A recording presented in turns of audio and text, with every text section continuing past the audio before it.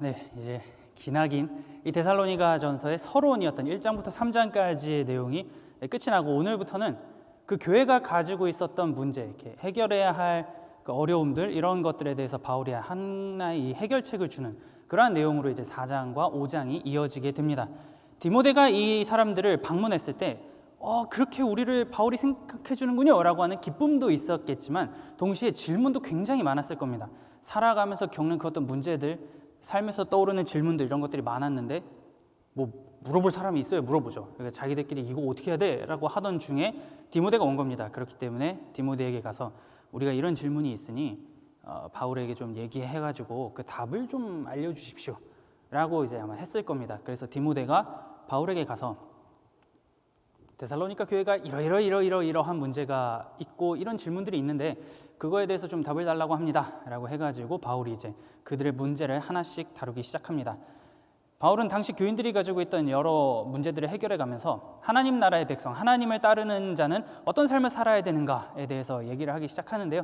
하나씩 그가 말하고자 했던 바가 뭔지 차근차근 살펴보도록 하겠습니다.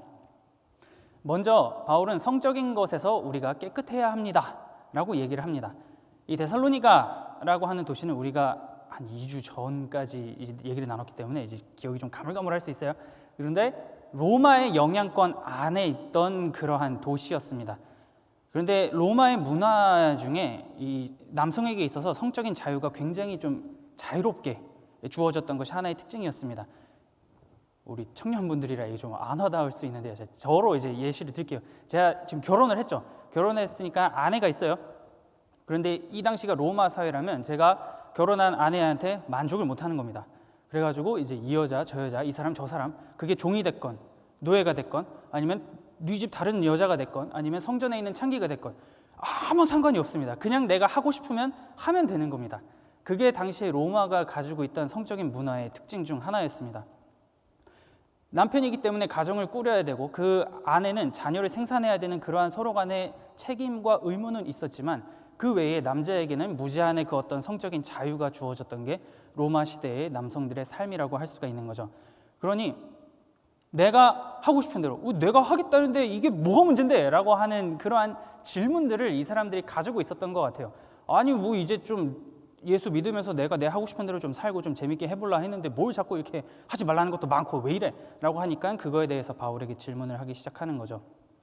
결국엔 로마를 좀 이렇게 생각을 해보면 자기가 하고 싶은 욕망대로 자기가 원하는 대로 살고자 한다면 마음껏 살 수 있었던 곳이었구나 라고 하는 것을 우리가 좀 생각을 해볼 수가 있습니다. 그러면 질문이 한 가지 떠오르죠. 왜 그렇게 자유롭게 생활을 할 수 있었을까? 라고 하는 질문이 이제 우리 가운데 생각이 되게 되는데요. 이런 매춘이나 그런 게 성행할 수 있었던 이유 중 하나는 낙태가 굉장히 쉬웠기 때문입니다. 우리의 이 기술로 생각을 해보면 와, 그 시대에 어떻게 낙태를 할 수 있지? 라는 생각을 할 수가 있는데요. 로마는 이 납을 굉장히 잘 사용한 나라였습니다. 이 포도주에 납을 타서 마시면 뭐 오늘날에 이제 납이 나쁘다는 걸 알지만 그 당시 그런 걸 알 방법이 없잖아요. 이 납의 이 중금속이나 이런 것들이 몸에 들어가서 자연스럽게 유산이 되는 겁니다. 근데 만약에 유산이 안 됐다. 그럼 나가지고 그냥 영아를 유기하면 되는 거예요. 아무런 그렇게 유기하고 낙태하는 데 있어서 뭐 도덕적인 그 어떤 감정 책임 이런 게 그들에게 전혀 주어지지 않았습니다. 그렇기 때문에 그냥 즐겁게 놀다가 임신을 했네. 납을 좀 먹자. 근데 낙태가 안 됐어. 그러면 나와가지고 유기하면 돼. 이런 생각을 당시에 사람들이 굉장히 많이 가지고 있었습니다. 그러다 보니 매춘을 하건 뭘 하건 너무 이게 쉬웠던 거죠. 뭐 스캔들이 떠오를 것 같으면 그냥 납을 먹여가지고 조용하게 이렇게 그 사건을 묻으면 되니까요. 뭐 뒤에 거리 낄 게 없으니 당시의 사람들이 굉장히 자유롭게 자기 하고 싶은 대로 마음대로 행동을 했던 겁니다. 그런데 하필이면 성경에서는 이것과는 전혀 다른 삶을 요구를 합니다. 그게 데살로니가전서 4장 3절에 바울이 이렇게 얘기를 합니다. 하나님의 뜻은 이것이니 너희의 거룩함이라. 뭘 버리라고 했냐면 음란을 버리라 라고 바울이 얘기를 한 거죠. 자, 이런 문화 가운데에서 살고 있는 데살로니가 사람들의 입장에서 지금 거룩함을 하나님께서 요구하시니 음란을 버리라라고 했을 때 이들이 무슨 생각을 했을까요? 완전히 이건 청천벽력과도 같은 내 몸에 다 쇠사슬로 묶어가지고 이게 뭐하는 짓이야 라는 생각을 이들이 충분히 했을 겁니다. 이 음란이라고 바울이 얘기를 했는데 이건 뭐 근친상간이 될 수 있고 가는 거, 뭐 혼전 성곽이고 뭐든 그냥 우리가 생각할 때 그냥 나쁜 거라고 하는 거는 여기에 다 포함이 된다라고 생각하시면 쉽습니다. 그런 거를 다 하지 말라는 거죠. 당시 사회는 이거를 하는 데 있어서 아무런 거리낌이 없었지만 바울은 지금 그거 하지 마세요라고 얘기를 하고 있는 겁니다. 이 데살로니가 공동체가 로마의 문화권 안에 살고 있던 도시였어요. 문을 딱 열고 나가가지고 어떤 A, B, C, D, E, F, G 이런 사람들을 만나면 그런 로마의 문화권 가운데에서 뭐 그들이 그러면 무슨 대화를 하겠습니까? 뭘 얘기하겠습니까? 오늘은 어디 신전에 가자, 오늘은 또 누구한테 가자, 뭐 이런 얘기를 많이 하겠죠. 그런 문화권에서 살던 게 데살로니가 사람들이었어요. 그리고 이 교인들이 어느 날 갑자기 하늘에서 뚝 떨어진 공동체가 아니고 그 문화권 안에서 복음을 듣고 회심한 사람들입니다. 그러면 자기들의 옛 습성이 있잖아요. 습관이 있잖아요. 원래 그렇게 살아가던 자기들의 모습이 있어요. 그러니까 이 자기들도 안에서 내적인 싸움이 계속 막 일어나는 겁니다. 아, 하고 싶은데, 아, 이거 해야 되는데, 아, 근데 자꾸 하지 말라고, 아, 어떻게 하지? 안과 밖이, 이 사람 데살로니가 사람이라고 한다면 데살로니가 교인의 그 안과 밖은 완전히 사면초가의 상황인 겁니다. 이렇게 하지 말라 그러고 안 하자니 뭐 사람들이 막 뭐라 할 것 같고. 생각을 해보세요. 어제까지만 해도 같이 신전에 가가지고 막 즐기던 A씨가 와가지고 이제 가서 오늘 같이 갑시다 라고 했더니 저는 이제 안 합니다. 안 가요. 왜? 아, 내가 더 괜찮은 신전 하나 찾았어 라고 했더니 저는 예수를 믿기 때문입니다. 자, 이렇게 얘기한다고 생각을 해보세요. 미쳤다라고 할 겁니다. 아니, 어제까지만 해도 갑자기 같이 이렇게 잘 놀더니 왜 이제 와가지고 딴소리야 라고 하면서 막 욕을 하겠죠. 그러다 보면 그 사회에서 데살로니가 도시 안에서 누가 예수를 믿는지, 누가 그리스도인으로 살아가는지는 너무나 분별하기가 쉬웠을 겁니다. 행동으로 이제 이게 나타날 거니까요. 그러면 저 사람 딱 특정하기 쉬우니까 사람들의 공격이 아주 광범위하고 쉽게 공격이 들어갈 수 있는 거죠. 그러나 바울은 하나님의 뜻을 받들어서 그 뜻에 따라 살아가고자 하는 하나님의 백성, 하나님의 자녀라면 그렇게 살아가서는 안 됩니다. 그것이 설령 힘들고 어려울지라도 우리는 그 삶을 따라가서는 안 됩니다 라고 얘기하죠. 그게 5절입니다. 5절에 다시 바울이 강조를 합니다. 이렇게 강조를 해요. 하나님을 모르는 이방인과 같이 세욕을 따르지 말고, 지금 2번 연속 강조하는 거죠. 음란을 버리십시오. 이방인처럼 세욕을 따르지 마십시오라고 바울이 얘기를 합니다. 그런데 여기서 바울이 굉장히 중요한 표현을 하나 사용했어요. 그게 뭐냐면 이방인이라고 하는 표현을 지금 바울이 사용을 합니다. 어떻게 보면 바울이 이제 유대인이잖아요. 유대 그리스도인이에요. 유대인들의 사고관을 보면 유대인이 아닌 사람은 죄다 이방인입니다. 그러면 데살로니가 교회 공동체도 어떻게 보면 이방인이거든요. 근데 그 이방인들이 다른 이방인들처럼 하지 말라고 지금 바울이 얘기를 하고 있는 거죠. 예수를 믿기 전에는 이 데살로니가 교회 공동체도 그냥 이방인의 존재에 불과했지만 이제 그들이 이방인 그리스도인이 되었기 때문에 여러분들은 같은 이방인이지만 이방인이 아닌 존재입니다. 그러니 그들의 삶을 따라가지 마십시오. 그들의 삶을 답습하지 마십시오라고 바울이 얘기를 하고 있는 것이죠. 하나님께서 원하시는 그 삶을, 거룩함을 쫓아가는 삶을 살아갈 수 있어야 됩니다라고 강조를 하고 있는 겁니다. 그러니 얼마나 힘들겠어요. 이게 내가 여태까지 늘 편하게 살고 이렇게 하는 거에 있어서 그 아무런 죄책감이나 뭐 도덕적인 뭐 그런 게 없었는데 어느 날부터는 그걸 할 때마다 막 생각이 드는 겁니다. 이렇게 하면 안 되는구나 라고 하는 게 계속 이게 다가오면은 이 마음이나 육체적인 행동이나 이게 얼마나 불편하고 짜증이 나겠어요. 그런데도 불구하고 바울은 그거를 계속해서 연습해 나가야 됩니다. 훈련을 하셔야 됩니다라고 얘기를 하는 거죠. 남들은 다 그냥 문 열고 나가면은 마음대로 살아가는데 아니 뭐 예수 믿는다고 해서 뭐 굳이 이렇게 살아야 됩니까? 나는 왜요? 라는 질문을 분명히 데살로니가 교회 공동체 사람들도 했을 거예요. 그거에 대해서 그런 질문을 이제 예상해 두고 바울이 7절에서 8절에 이렇게 얘기를 합니다. 하나님이 우리를 부르심은 부정하게 하심이 아니요 거룩하게 하심이니 그러므로 저버리는 자는 사람을 저버림이 아니요 너희에게 그의 성령을 주신 하나님을 저버림이니라. 타협의 여지를 두지 않습니다. 그렇죠. 약하니까 어쩔 수 없어요. 그렇게 할 수밖에 없죠. 네, 다 이해해요. 이게 아니고 여러분들이 만약에 하나님을 알고 하나님이 어떤 분이신지를 아는 상태에서 이방인들과 같이 세교육을 쫓고 음란을 사랑한다면 여러분들에게 성령을 주신, 여러분들의 자녀 삼아주시고 여러분들에게 그 명예를 주신 하나님을 부정하는 겁니다. 하나님을 갖다 버리는 겁니다라고 굉장히 강한 표현으로 전혀 타협의 여지를 두지 않는 바울의 모습을 우리가 보게 되는 거죠. 그렇기 때문에 이들의 외적인 삶이 아주 분명하게 드러났을 겁니다. 뭔가 자꾸 안 하려고 하는 거잖아요. 예전에는 같이 그냥 막 어울리면서 막 지내다가 뭔가 자꾸 하나씩 안 하려고 하는 거예요, 이 사람들이. 그러면은 이게 완전히 겉으로 잘 드러나겠죠. 그리고 그렇게 드러났을 때 공격이 들어올 것도 예상하고 이들이 그렇게 살아가는 겁니다. 그러면 그거를 이겨내기 위해서 자신들의 믿음이나 이런 것도 계속해서 성장하면서 단단해져야 됐어요. 그러니 이 교인들이, 데살로니가 교인들이 가지고 있던 그 어려움이 무엇일지는 우리가 충분하게 생각을 해볼 수가 있는 거죠. 얼마나 이상하게 보였겠습니까? 갑자기 아무것도 안 한대요. 나 예전처럼 살아가지 않을 거야 라고 하니까 야, 뭐 네가 뭐 그거 해봐야 얼마나 해본다고, 뭐 이런 조롱과 수치 엄청나게 당했겠죠. 그럼에도 불구하고 우리가 지금 이 구절을 살펴본 것처럼 계속 얘기하는 겁니다. 음란을 버리시고요, 세욕을 따르지 마시고요, 하나님께서 여러분들에게 성령을 주셔서 자녀 삼아 주신 그 명예를 쓰레기통에다 집어넣지 마십시오 라고 바울이 얘기를 하는 겁니다.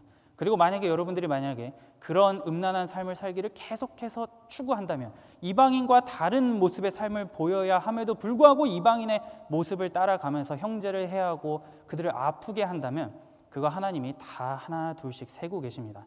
나중에 여러분들은 그 일에 대해서 복수하시는 하나님을 만나게 될 겁니다. 하나님께서 그 일에 대해서 넘어가지 않으시고 심판하실 겁니다. 신원하실 겁니다라고 바울이 얘기를 하고 있는 거죠. 성이 만연한 그 도시에서, 해도 아무런 거리낌이 없고 괜찮다라고 하는 그런 도시에서 여러분들이 하나님의 백성으로 살아가는 거 어려운 거 충분히 압니다. 하지만 그분의 그 부르심에 따라서 살아가야 되는 것 역시 그리스도인의 삶입니다라고 바울이 얘기하는 거죠. 그렇게 하면서 살아가는 그 움직임들, 그렇게 연습하고자 하는 그 몸부림이 하나님을 기쁘시게 하는 겁니다 라고 바울이 말을 합니다. 오늘날도 마찬가지입니다. 어떻게 보면 이 로마 시대보다 더 만연하다면 만연하다고 할 수 있는 것이 오늘날이죠. 그리고 데살로니가 도시와 마찬가지로 우리 삶 가운데에서 굳이 이 성이 아니더라도 우리가 가족과 함께 살아가건 다른 학교, 회사 여러 가지 공동체에서 살다 보면 그리스도인으로 살아간다, 그리스도인으로서 뭔가 행동을 한다라고 하는 게 이들이 살아갔던 것만큼 쉽지 않습니다. 굉장히 어렵잖아요. 뭐 하나 자그마한 행동의 변화를 보여주기도 어려워요. 무슨 소리를 나쁜 소리 듣고 싶지 않고 괜히 이렇게 공격당하고 싶지 않고 불이익을 당하고 싶지 않다 보니까 우리는 그거를 자연스럽게 피하고 싶어합니다. 그래도 사람이라면 너무나 당연한 거죠. 그럼에도 불구하고 오늘 이 본문에서 바울이 얘기하는 겁니다. 그렇게 하나님께서 주신 명예를 버리면 여러분들 안 됩니다. 하나님께서 주신 그 명예를 소중히 여기시고 하나님의 자녀답게 살아가십시오라고 하는 이 바울의 외침은 오늘을 살아가는 우리 그리스도인들에게도 동일하게 적용이 되는 거죠. 하나님께서 주신 이 성이라고 하는 것은 하나님의 이 정해진 범위 안에서 올바르게 사용될 때 그것이 하나님을 기쁘시게 하는 겁니다 라고 바울이 얘기를 하는 겁니다. 그러니 시대가 요구하고 시대가 이렇게 살아야 된다고 얘기하는 것만 따라가는 것이 아니라 그 상황 속에서 하나님이 기뻐하시고 원하시는 것이 무엇인지를 잘 분별해서 그거를 훈련하면서 나아가는 그러한 자가 돼야 됩니다라고 바울이 첫 번째로 얘기를 하고 있는 거죠. 그러니 오늘날 살아가는 우리들도 굉장히 힘들어요. 삶을 살아가는 게 어렵고 그리스도인으로서 뭔가 행동을 하고자 하는 게 시선이나 이런 것도 좀 많이 불편합니다. 그러나 그럼에도 불구하고 이 말씀에 따라서 우리가 생각을 해보면 갑자기 확 변화라는 것도 아니에요. 이게 조금씩 그 훈련을 끊임없이 함으로써 하나님께서 기뻐하시는 그러한 삶으로 살아가는 저와 여러분들이 될 수 있기를 소망합니다. 그리고 두 번째로 일을 하면서 노동을 통해 존경받는 삶을 살아가십시오 라고 바울이 말을 합니다. 자, 그리스도인으로 살기 시작하면 사회적인 관계망이 하나 둘씩 닫히기 시작을 해요. 저번에 그 우상에 대해서 말씀을 드릴 때 이제 기억을 잠시 되돌려 보면 우상의 물건을 이제 그리스도인들이 사지 않잖아요. 나 이제 이런 신들 안 믿어. 이런 거 우상의 물건을 사지 않을 거야 라고 하면 아니 어제까지만 해도 잘 사더니 왜 이제 안 사? 라고 하면 이 상인의 입장에서 복수하고 싶잖아요. 저게 내 물건을 안 사? 그러면 자기 커넥션 온갖 상인의 이 동호회를 막 다 동원해가지고 쟤한테 물건 팔지 마! 이렇게 하면은 충분히 그들이 안 팔 수 있는 겁니다. 그러면 사회적인 네트워크가 하나 둘씩 다 닫히게 돼요. 내가 그 도시에서 공동체로서 일원으로서 살아가야 되는데 뭐 하나 의식주를 해결하기 어려운 상황이 결국에는 오게 될 겁니다. 그런데 바울은 얘기를 하는 거죠. 여러분들 그런 상황 가운데에서도 우리가 일을 하면서 서로 끈끈하게 뭉쳐야 됩니다 라고 얘기를 합니다. 이 당시의 문화 중에 하나를 좀 설명을 해드리면 이렇게 돈이 있잖아요. 돈이 좀 많은 사람이 도시의 발전을 위해서나 아니면 좀 가난한 사람들을 위해서 돈을 이렇게 쾌척을 해요. 그게 1억이라고 합시다. 1억을 딱 쾌척을 합니다. 그러면 도시에서는 그 사람을 높여요. 너무 대단합니다. 뭐 동상 하나 만들어 드릴까요? 뭐 이제 이런 거를 하게 되고, 가난한 자가 그 은혜를 받게 되면 이 가난한 사람이 1억을 어떻게 갚습니까? 그러나 저분이 정말 뛰어나신 분입니다라고 계속해서 사람들 만날 때마다 이 사람의 이름을 막 높여주는 그러한 거를 했어야 됐어요. 그리고 돈이 있는 사람은 이 사람에게나 도시에 뭔가 이렇게 돈을 낼 때 그거를 그만큼 되돌려 받을 거를 생각하지 않고 줄 수 있어야 됐습니다. 그게 하나의 사회적인 분위기였고 하나의 미덕이었어요. 그래서 돈 있는 사람이 뭔가를 쾌척했다 이러면 우리 도시의 자랑이고 우리의 최고입니다. 이제 이러한 게 사회적인 문화였습니다. 그러다 보니 그리스도인들 중에 이걸 악용하는 사람들이 생기기 시작을 하는 거죠. 자, 돈 없는 그리스도인이, 데살로니가 그리스도인이 돈이 있는 그리스도인에게 가가지고, 데살로니가 같은 형제 자매한테 가서 제가 돈이 없어요. 돈 좀 주세요. 아, 돈 많잖아요. 제가 열심히 칭찬해드리고, 그리고 또 형제인데 형제 사랑하라 하는데 나 좀 사랑해봐요. 이제 막 이런 식으로 가는 거죠. 그러면 당시 사회적인 문화 가운데서 돈을 안 줄 수도 없고 형제를 사랑해야 되니까 돈을 줘요.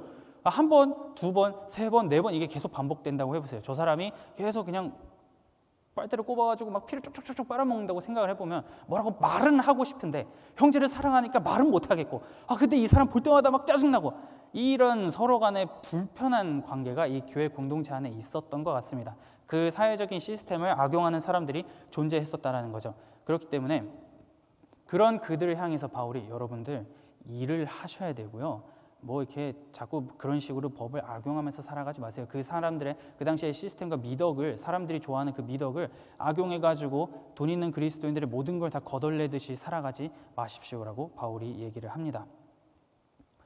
그리고 그것 외에도 다시 바울이 또 하나 칭찬을 하는 게 있습니다. 그게 9절에서 10절입니다. 바울이 이렇게 얘기를 합니다. 형제 사랑에 관하여는 너희에게 쓸 것이 없음은 너희들 자신이 하나님의 가르치심을 받아 서로 사랑함이라. 너희가 온 마게도냐 모든 형제에 대하여 과연 이것을 행하도다. 형제들아 권하노니 더욱 그렇게 행하고. 사회적인 관계가 다 끊기는 상황 가운데서도 그럼에도 불구하고 내 것을 열고 내 지갑을 열고 내 곳간을 열어가지고 형제를 사랑하는 여러분들의 모습이 아주 좋은 귀감이 됩니다. 여러분들의 이름이 온 마게도냐 지역에 널리 퍼지고 있습니다. 있어봐야 얼마나 되겠습니까? 그 공동체의 숫자가. 그러나 그 작은 여러분들이지만, 정말 작고 연약한 공동체지만 여러분들의 이름이 그 수십 배 수천 배는 더 넓은 그 땅덩어리에 널리 퍼져가고 있습니다. 여러분들 잘하고 있습니다라고 바울이 또 한 가지 칭찬을 합니다.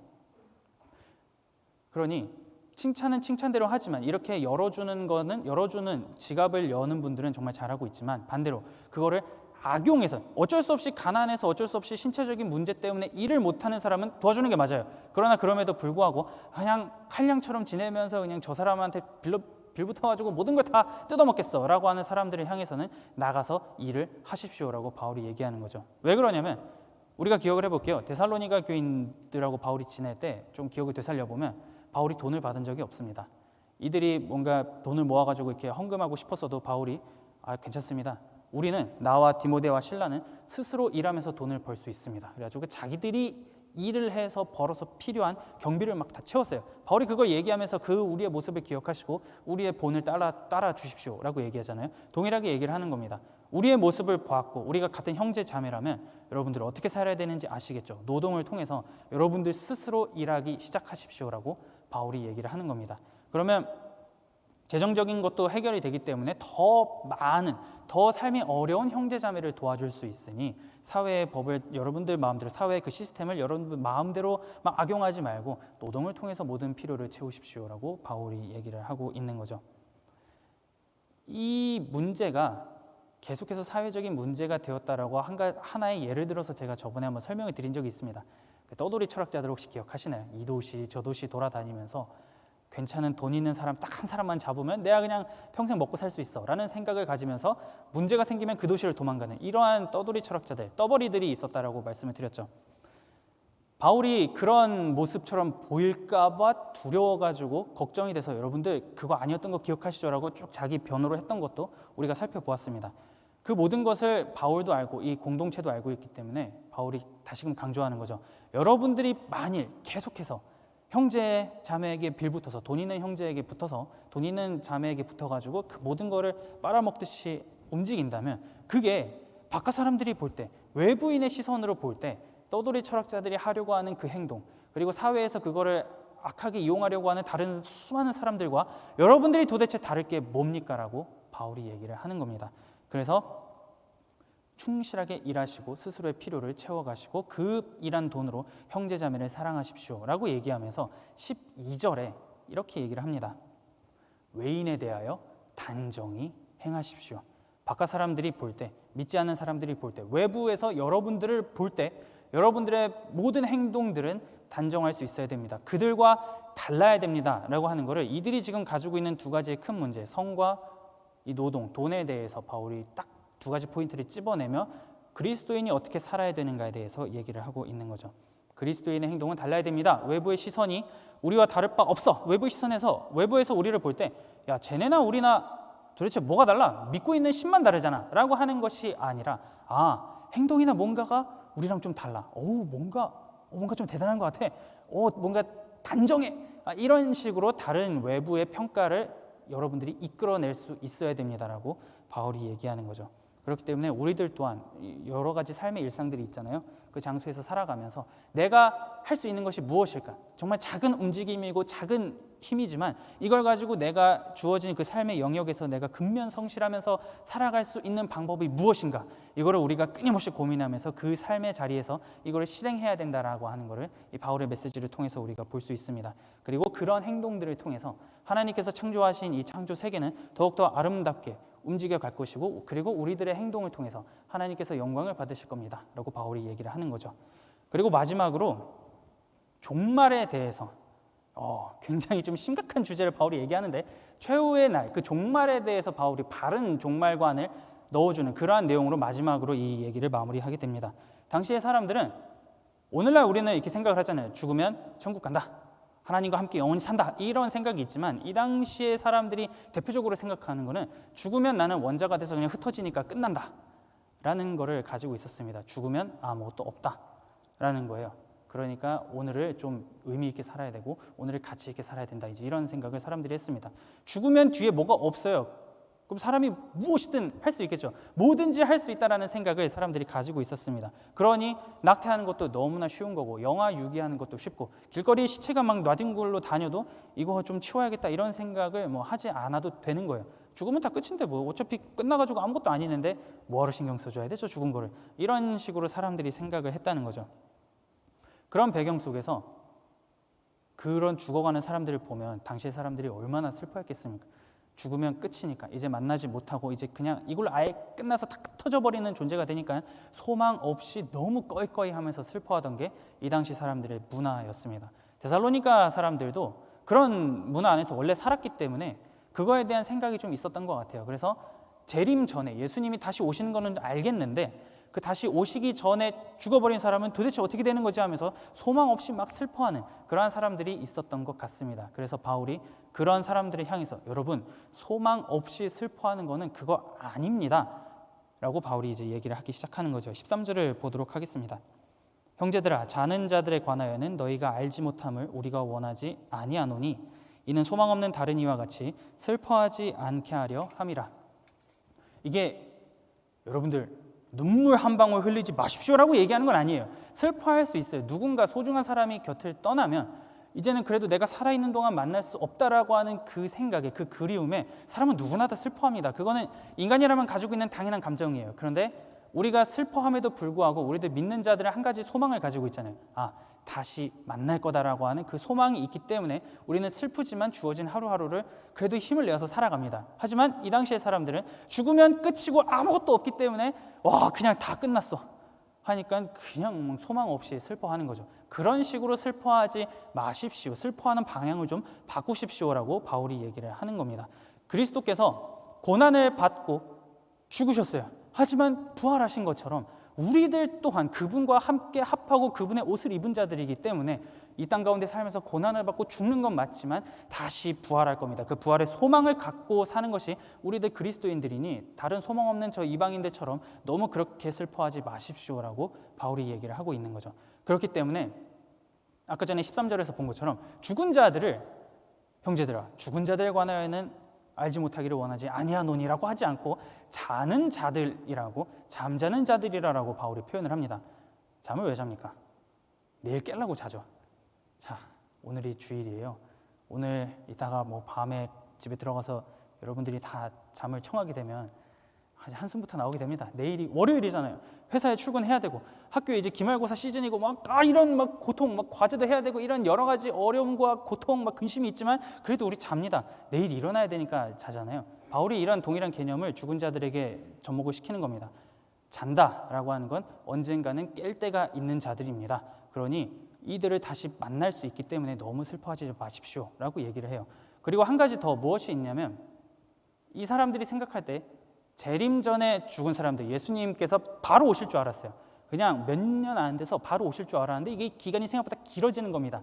그러다 보니까 먼저 죽은 자들은 이 올림픽 경기를 예로 들면 완주를 하는 자, 재림 전까지 살아있는 자들은 경기를 완주해서 면류관을 받는 자들이고 재림 전까지 그 재림 전에 기다리지 못하고 먼저 죽은 자들은 완주를 하지 못했기 때문에 약간 덜 떨어지는 상을 받을 것이다라고 하는 생각이 이 사람들 가운데 있었어요. 그러다 보니 내 사랑하는 우리 엄마 아빠, 부모님, 동생, 친구, 가족들, 사랑하는 사람들이 나보다 먼저 죽은 관계로 나중에 예수님께서 오셨을 때 나보다 더 낮은 평가를 받고 나보다 더 낮은 구린, 안 좋은 면류관에 쓰면 어떡하지? 라는 그러한 불안감이 있었던 겁니다. 그런데 바울이 얘기를 하는 거죠. 그들이나 우리나 하등의 차이가 없습니다. 우리 다 똑같아요 라고 얘기를 합니다. 그게 15절입니다.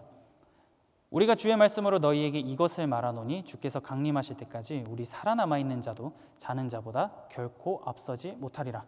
먼저 죽어서 자고 있는 사람이나 재림 때까지 계속 살아서 예수님을 만나는 자나 다 똑같습니다. 점수는 똑같을 겁니다. 그러니 너무 슬퍼하지 마십시오 라고 얘기를 합니다. 그리고선 이 사람들이 궁금해하는 거를 다시금 풀어주기 시작해요. 그러면 도대체 예수님이 어떻게 온다는 겁니까? 아니 갑자기 오면 어떡해요? 내가 자고 있는데 아무것도 모르는 상황에서 와야 옷이라도 챙겨 입고 버선발로 뛰어나가는데 아니 갑자기 내가 인지하지 못할 때 오면 어떻게 합니까? 라고 하는 사람들의 그런 질문에 대해서 바울이 16절에 이렇게 얘기를 합니다. 주께서 호령과 천사장의 소리와 하나님의 나팔 소리로 친히 하늘로부터 강림하시리니 그리스도 안에서 죽은 자들이 먼저 일어나고. 호령이라고 하는 거는 그 귀하신 분이 왕이나 이런 사람들이 그 마을을 지나갈 때 우리가 사극 같은 걸 보면 이렇게 무릎 꿇어 이제 이렇게 앞에서 이렇게 신하들이 얘기하잖아요. 왕이 행차한다 무릎 꿇어 조아려 머리 조아려 이렇게 얘기하는 사람들, 그런 거를 이제 바울이 얘기를 하는 겁니다. 누구나 다 그 모든 사람이 알 수 있게끔 하나님께서 예수 그리스도께서 다시 올 겁니다. 모르는 상황에서 오 이렇게 아니고 누구나 다 볼 수 있게 올 겁니다라고 바울이 얘기를 하는 거죠. 주의 강림은 모든 이들이 알고 들을 수 있는 것으로 올 겁니다. 그리고 바로 그렇게 오실 때 죽은 자들이 일어날 겁니다. 자고 있던 자들이 깰 겁니다라고 바울이 얘기를 하는 거죠. 그러고 나서 자던 자들이 일어났어요. 그리고 살아있는 자들도 지금 일어나가지고 깨있는 상태에서 예수님을 만나잖아요. 그 다음에 이제 바울이 어떻게 그 사람들이 다 어떻게 되는지는 17절에서 이렇게 얘기합니다. 그 후에 우리 살아남은 자들도 그들과 함께 구름 속으로 끌어올려 공중에서 주를 영접하게 하시리니 그리하여 우리가 항상 주와 함께 있으리라. 먼저 죽었지만 다시 일어난 자와 그때까지 살아있던 자 모두가 함께 하나님 예수님 앞으로 끌어올려져서, 이걸 휴거라고 얘기를 하긴 합니다. 휴거예요. 이렇게 올라가서 주를 만나고 주와 영접하고 항상 주와 함께 있을 것이다 라고 바울이 얘기를 하게 됩니다. 영접이라고 하는 거는 귀하신 분이 오는 소식을 먼저 들으면 신하들이 달려가가지고 이렇게 누추한 데까지 어떻게 오셨습니까? 그래서 어디를 좀 가고자 하시는 겁니까? 라고 이제 귀한 사람한테 물어봅니다. 그러면 그 귀하신 분이 어디를 좀 갈 건데 좀 길 좀 안내해 주시오 하면은 이렇게 나가서 맞이하러 갔던 사람들이 그 귀인과 같이 그 마을 안으로 목적지로 가게 됩니다. 이게 영접이라고 하는 단어예요. 그러면 죽어서 일어난 사람이랑 그때까지 살아있던 사람이랑 예수님과 함께 그 예수님이 계신 곳으로 끌어올려졌지만 다시 예수님과 함께 이 땅 가운데 오게 될 것입니다. 그리고 그때 최후의 심판이 일어날 겁니다. 선과 악을 예수님께서 심판하실 겁니다라고 바울이 얘기를 하고 있는 거죠. 그렇기 때문에 그리스도인의 죽음이라고 하는 것은 소망이 없는 슬픔이 아니라 다시 부활할 것이라고 하는, 다시 살아날 것이라고 하는 그러한 소망, 그리고 예수님께서 다시 오셔서 모든 것을 정리하고 항상 그 완전하신 분과 함께 거할 거라고 하는 그 소망 가운데 지내는 것이 오늘의 우리들입니다라고 바울이 얘기를 하는 거죠. 그리고 또한 그렇게 예수 그리스도께서 오셨을 때 우리보다 먼저 죽은 나의 아버지, 나의 어머니, 나의 모든 가족이 안 좋은 평가를 받는 게 아니고 안 좋은 면류관을 쓰는 게 아니고 우리나 그들이나 차이가 없을 겁니다. 다 똑같습니다. 그러니 더욱더 소망을 가지고 재림을 기다리십시오라고 바울이 얘기를 하고 있는 거죠. 그렇기 때문에 그리스도인은 그 날을 바라보면서 힘들어하고 넘어진 지체가 있다면 다시 오실 거를 기다리면서 일어나십시오. 우리 일어나서 다시 열심히 살아가십시다 라고 하면서 위로하는 공동체가 되어야 한다고 바울이 18절에서 이러한 말로 서로 위로하라 라고 얘기를 하는 겁니다.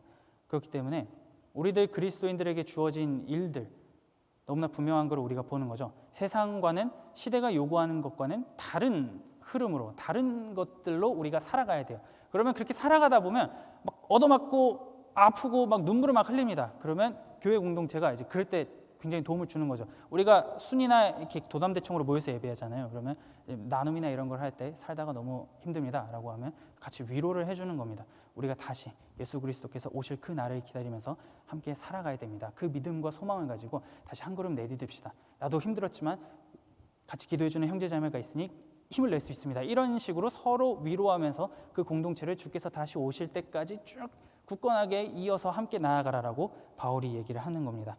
어떻게 보면은 현실에서 실현하기가 굉장히 어렵다라고 생각을 할 수가 있어요.